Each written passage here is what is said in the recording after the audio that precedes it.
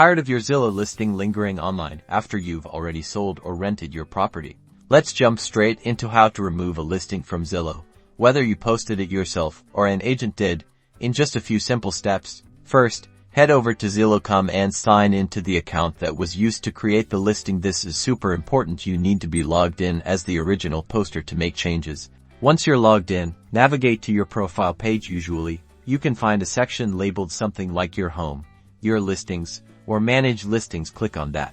You should now see a list of all the properties associated with your account. Find the specific listing you want to remove. On the listing page, look for a button or link that says More, Listing Tools, Manage Listing, or something similar. It might be hidden under a drop-down menu. Click on it.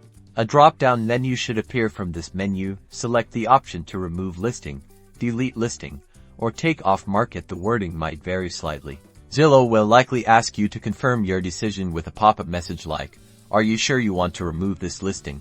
Select Yes or Confirm to proceed.